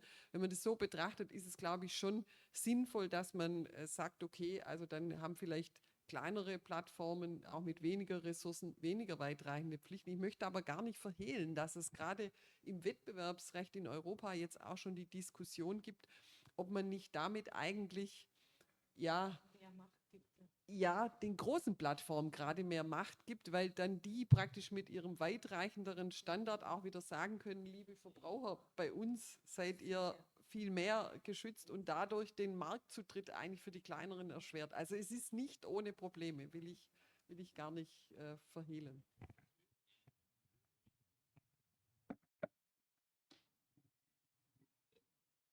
Sim, professor Fabiano Menck. Eu teria a pergunta para as duas professoras, mas eu faço depois para a professora Beata. E para a professora Cláudia, eu teria uma pergunta, professora, que é assim, a senhora disse que a questão da proteção do superendividamento no âmbito digital para contratação online, ela virá ainda, né? Porque sempre foi uma preocupação minha que tem todas essas regras, mas de quando se fornece o crédito pelos meios digitais, a reflexão ela se perde, porque é muito instantânea. Então, eu sempre fiquei pensando, não sei qual é, eu queria saber da sua ideia, o que a senhora pensa, se teria que ter um direito de arrependimento diferenciado, ou se a informação, ela tem que, talvez, porque lá naquele decreto que se fez no Brasil há um tempo atrás, se colocou mais passos para se chegar, né, à conclusão de uma contratação. Só queria ouvir da senhora o que a senhora pensa sobre isso. Sim, muito obrigado pela pergunta. Efetivamente, o projeto de lei que foi aprovado, que está agora no Código de Defesa do Consumidor, ele tinha um artigo sobre um novo direito de arrependimento no crédito. Novo porque no Brasil não há direito de arrependimento do crédito. Ao contrário da Europa, aqui nenhum crédito vamos dizer, é factível o direito de arrependimento. A única exceção seria o crédito digital. Mas, na prática, não se conhece nenhum arrependimento ou decisões judiciais sobre o direito de arrependimento do crédito no Brasil inteiro. Então, 68% do crédito hoje é digital no Brasil e não se assegura ao consumidor arrependimento. Pelo artigo 49, que já temos, né, no Código de Defesa do Consumidor. Então, era necessário que tivesse passado aquele artigo que foi vetado pelo governo Bolsonaro, Então, o novo projeto de lei, o 3514, a outra parte, né, que não foi aprovada, não tem direito de arrependimento. Só tem sobre transporte aéreo. Né, e mantém o direito de arrependimento, e pressupõe-se, inclusive, no crédito, no 49, não é? Mas ele não é expresso. A parte expressa estava e foi vetada. Bem, e agora existe vamos dizer, uma reação da academia. Já temos o primeiro doutorado na Uninove, da juíza Mônica de Stasi. E ela sugere 2 dias de arrependimento para o crédito digital. É a sugestão dela, foi aprovado, publicado pela Thomson Reuters, pela Revista dos Tribunais, e é uma sugestão baseada nos 2 dias que estão no artigo 54A, inciso 3º, infine, em que diz que a oferta deve ser válida por 2 dias. Então, pega a ideia da validade da oferta, o crédito online tem que ter, pelo menos, validade por 2 dias, ou pode ser se arrepender, fazer alguma reflexão. Eu achei muito boa essa sugestão da magistrada Mônica de Stasi, e acho que é um início de uma reflexão brasileira, porque realmente são necessárias. A Europa tem, inclusive, diretivas específicas sobre serviço financeiro à distância, porque não é a mesma coisa. É realmente muito... no minuto, né? Ou mesmo nos ATMs, não é? Mas o Brasil, nesse ponto, está muito atrás, e o veto do governo Bolsonaro prejudicou a reflexão. Então, agora temos que realmente, e agradeço a pergunta, né? Temos que melhorar isso, temos que estudar mais as diretivas europeias de contratação à distância de crédito, né, de serviço financeiro, que é uma diretiva específica, né, para sugerir mudanças no projeto brasileiro. Mas não há. Na prática, teoricamente, haveria, pelo artigo 49, no momento atual, mas não há jurisprudência, não há casos, nunca se viu um arrependimento pelo artigo 49 atual do Código de Defesa do Consumidor. Era necessário uma regra específica que foi vetada. A palavra segue à disposição. Professora Mela Hanisch e o professor Müllers. Também o professor Arzt. Inscritos.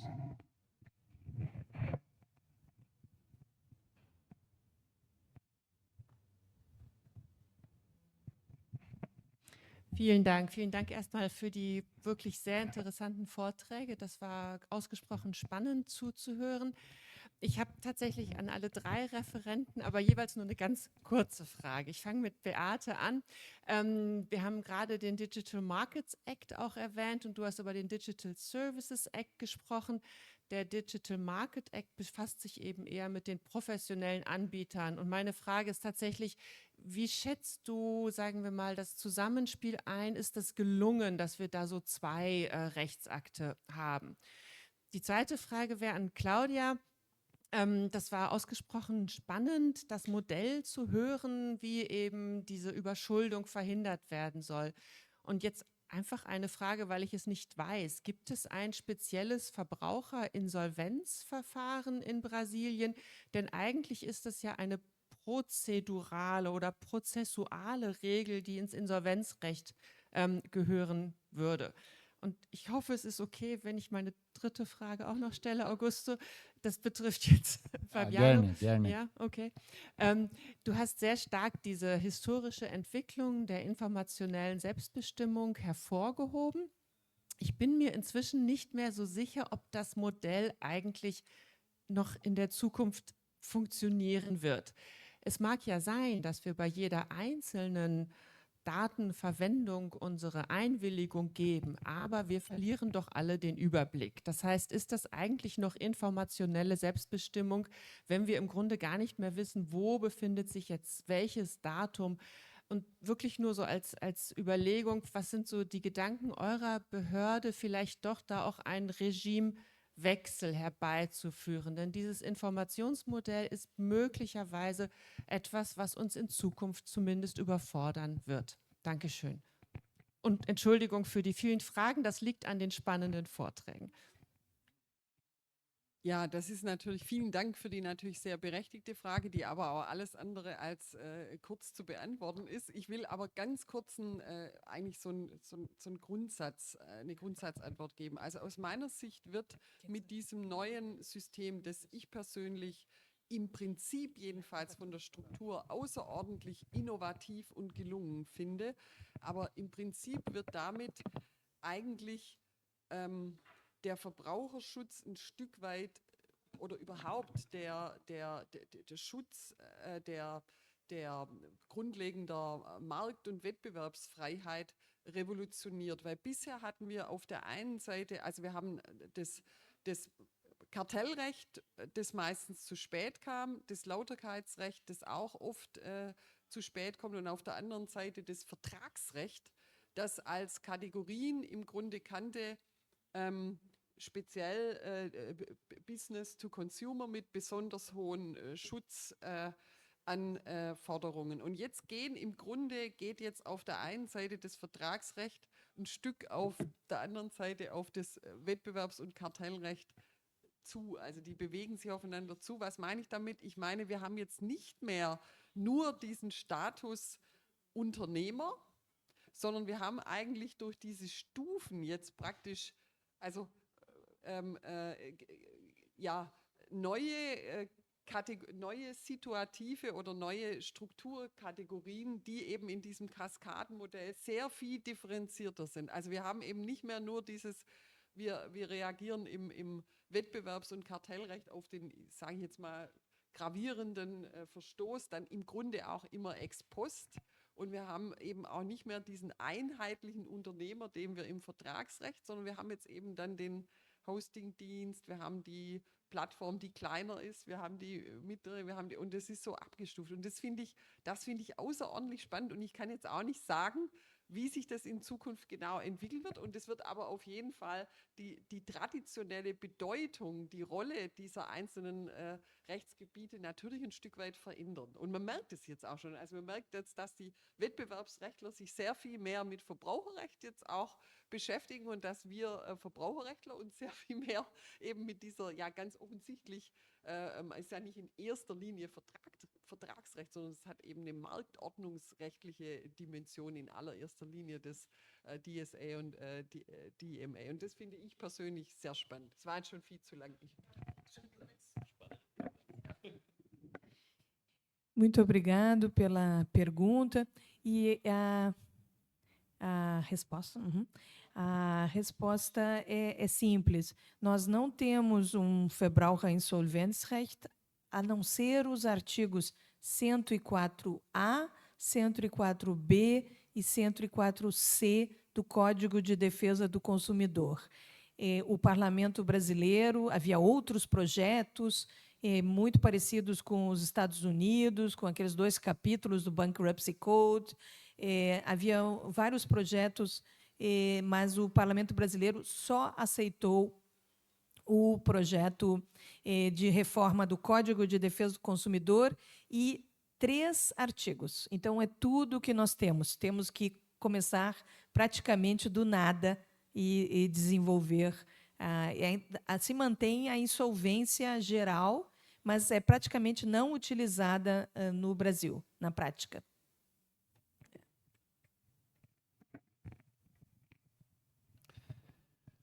Caroline, vielen Dank für die Frage, das ist eine sehr intelligente Frage. Eu diria que essa pergunta ela é muito, muito pertinente. Ela é uma pergunta excepcional.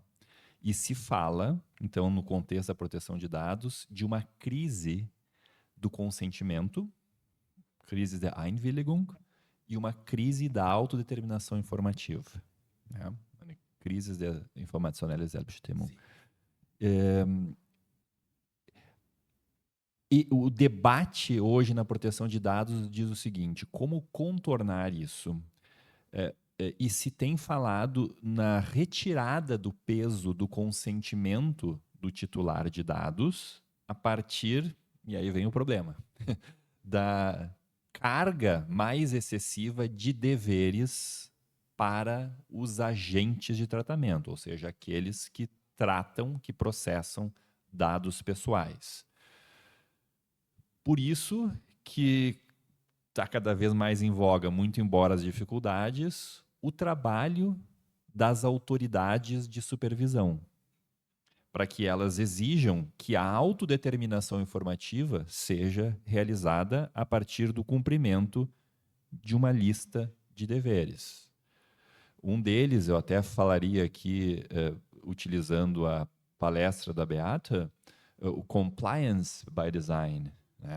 A gente fala em privacy by design, né? Ou privacy by default. Então, a ideia é que sistemas já venham com a autodeterminação informativa neles embarcada, pelo meio da concepção. Então, de novo, eu reconheci aqui que é uma disciplina com uma difícil, complicada eficácia. Né? A proteção dos dados relacionados às nossas personalidades não é fácil. Mas essas são as tendências para tentar contornar um pouco essa dificuldade, o black box que também se coloca dos tratamentos de dados pessoais. Ja, ich möchte mich auch bedanken für die 3 spannenden Vorträge. Und man hat sehr schön den Unterschied zwischen Law in Action und Law in the Books gesehen. Also ich fand dieses Datenmaterial beeindruckend und hätte fast schon gefragt, ob es nicht datenschutzrechtlich problematisch ist, wenn ich das Alter habe, das Geschlecht habe und dergleichen. Ja, wie man das vereinbart hat. Und dann würde ich gleich die Frage spiegeln für das deutsche Referat. Da ging es ja um die Sorgfaltspflichten von Plattformen. Wer erhebt bei uns die Daten? Also wir haben eigentlich die Erfahrung, wir haben mit eBay gestartet als Plattform, hatten schlechte Erfahrungen. Ich habe manchmal falsche Münzen gekauft, hatte allerdings einen guten Rechtsschutz über das eBay-Verfahren und habe aber jetzt festgestellt, dass rein faktisch Amazon fast stärker geworden ist und anscheinend haben die doch eine bessere Reputation, lässt sich das empirisch belegen. Und dann sprachst du von den Verbraucherverbänden, von unserem Bundesverband. Die haben teilweise Daten, aber wie systematisch werden die erhoben? Und wenn wir jetzt schon beim Europarecht sind, stellt sich immer die Frage, wo sind die Kompetenzen? Ist da die EU nicht vielleicht noch schlagkräftiger? Weil wenn ich mir so wir haben ja viele kleine Staaten mit 4, 5 Millionen Einwohnern, wo dann im Zweifel, anders als in Deutschland, natürlich irgendeine Behörde sich schwieriger tun würde, da durchzusetzen. Und ganz zum Schluss natürlich auch noch, ist vielleicht nicht auch der Wettbewerber gefordert? Ja, dann wären wir im UWG und gerade, ich habe immer so Veranstaltungen, wo im Markenrecht sehr stark auf Messen zugeschlagen wird und um Falschungen aus dem Verkehr zu ziehen, müsste man da diesen Bereich auch noch abdenken, wenn wir gerade dieses Thema Sorgfaltspflichten von Plattformen besprechen. Vielen Dank. Das ist jetzt natürlich auch ein ganzes Bündel von Fragen, was ich jetzt nicht beantworten kann. Also man kann ich will vielleicht nur so viel sagen. Also es ist ja so, dass gerade auch die behördlichen Kompetenzen gestuft sind. Also für die großen ist ja dann auch die Europäische Kommission, also da haben wir eine Bündelung auch der Aufsicht und der Kompetenzen auf europäischer Ebene. Und das ist, glaube ich, ja, wie du auch völlig zu Recht angedeutet hast, natürlich sinnvoll, weil das schlagkräftiger ist. Ich glaube, dass wir insgesamt natürlich gut dran tun, so viel empirisch rauszufinden und zwar halt auch nicht immer mit einer großen zeitlichen Verzögerung, sondern in Echtzeit. Also wenn wir halt vernünftig reagieren wollen, dann muss es halt schnell gehen. Und ich glaube aber auch ich finde da dass man da auch die Plattform selbst in die Pflicht nimmt, ja, dass man diese Meldeverfahren vorschreibt und das wird ja dann natürlich auch gebündelt und dass man auch auch dann die Beschwerdeverfahren, also so, dass wirklich versucht wird, das immer möglichst schnell zu erheben und abzustellen. Das finde ich eigentlich schon, gut gelungen. Also nochmal, ich bin eigentlich, am Anfang war ich gebe zu, ex ante, wenn man sich mit so großen neuen Gesetzen befassen muss, dann denkt man immer, oh, jetzt wieder Neues und neue Struktur. Aber ich finde das eigentlich im Kern wirklich gelungen und spannend. Und wie gesagt, ich glaube, es wird jetzt viel davon abhängen, mit welchen Ressourcen und mit welchem guten Willen wird es gelebt. Ja, also ich danke auch für die tollen Referate oder möchte aber einen weiteren Dank an die ganz wunderbare Übersetzung aussprechen. Und bemühe mich trotz der fortgeschrittenen Zeit etwas langsamer zu sprechen, weil ich befürchte, dass wir da vielleicht ein bisschen Rücksicht nehmen müssen.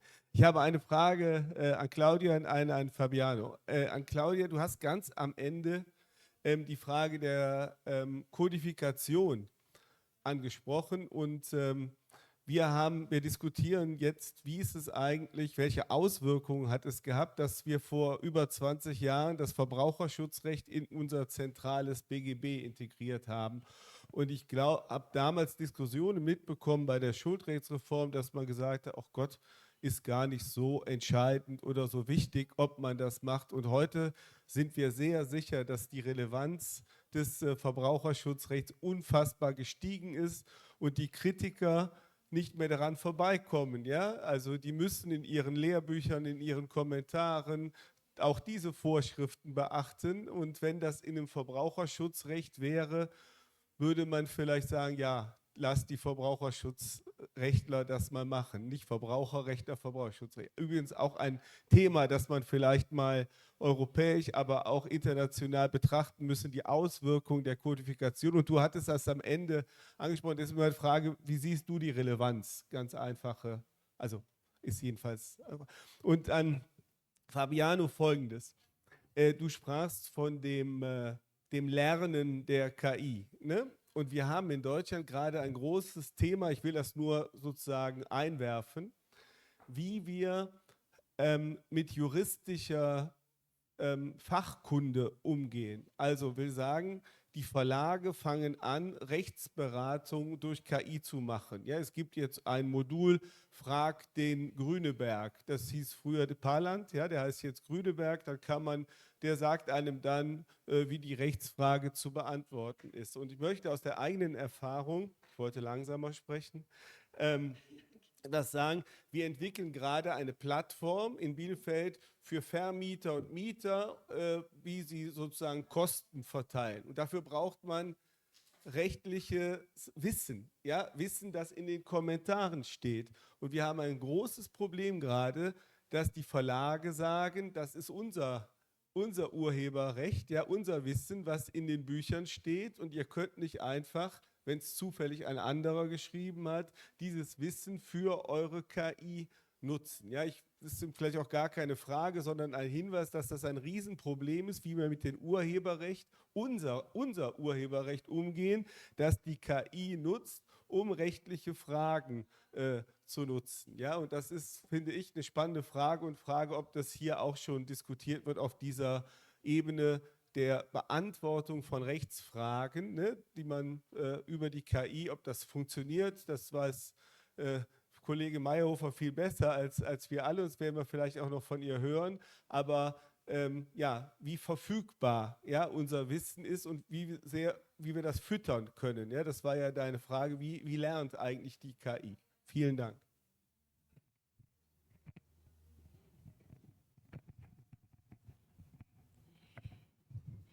Muito obrigado pela pergunta. Realmente muito interessante esta observação sobre a importância da codificação. O Brasil fez uma opção pela Constituição.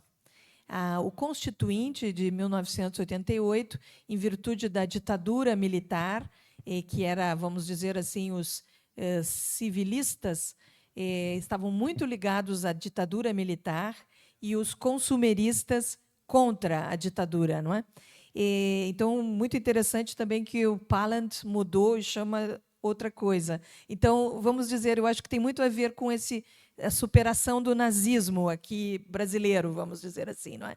Então, a Constituição tem o artigo 5º, inciso 38, sobre o direito do consumidor, e como direito fundamental, e com ele combina nas regras transitórias finais o artigo 48, manda fazer um Código de Defesa do Consumidor, com este nome.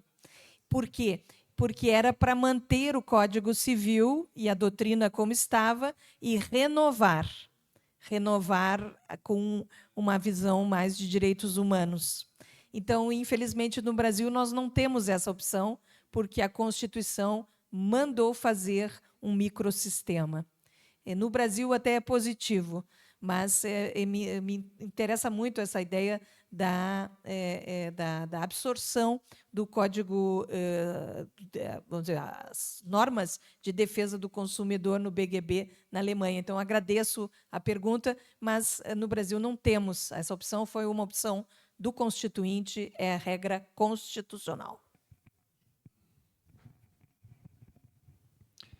Obrigado, Marcos, pela pergunta. Sem dúvida, eu não diria assim que no Brasil se fala até um pouco disso, mas nós acompanhamos muito o debate nos Estados Unidos e com o interesse dos grandes players que querem treinar a inteligência artificial comprando editoras, né? Então, tá essa moda agora de o grande desenvolvimento de sistemas de treinamento de inteligência artificial, de adquirir essas bases de dados, o que é incrível, porque eles já estão com falta, né, de informações, falta de alimento, até para usar a expressão que você mencionou aqui, né, Mangel an Futtern, de künstliche Intelligenz. Então, nós temos uma falta de alimento para a inteligência artificial e ela está indo buscar onde for, e aí vem esses problemas. E eu concordo integralmente que é um grande desafio que nós temos, porque aí vai tocar, eu não sou o maior especialista em direitos autorais, mas nós vamos ter muitas zonas de fronteira, já estamos tendo, né? Eu acho que os Estados Unidos desenvolveu muito bem essas decisões judiciais recentes sobre isso, envolvendo o New York Times, tem muitos casos assim, e eu acho que vai ser um grande assunto. Quando a gente fala do scraping e as relações com proteção de dados e consumidor, o original desse debate, na verdade, é do scraping relacionado ao copyright, né? Relacionado à propriedade intelectual, aos direitos autorais. Então, eu acho que é uma excelente provocação e também até do próprio uso, né? Que é uma questão que o próprio regulamento de inteligência artificial europeu trata, que é também a questão do uso, né? Qual é o limite também desse aconselhamento jurídico a partir da inteligência artificial e o quanto nós vamos precisar de alguns outros controles aí, questão de atuação profissional e etc. Muito obrigado pela provocação. Muito obrigado. E, infelizmente, avançamos no horário, mas os palestrantes estarão à disposição num café que será servido aqui em breve na sala ao lado. Gostaríamos de agradecer, então, mais uma vez aos palestrantes, à equipe de tradução, que esteve esplendidamente já apontada aqui, mas também ao público, especialmente os professores, assistentes, os acadêmicos, que são os adressaten, eu gosto muito dessa palavra, os destinatários especiais desse evento. Parabéns a todos, então.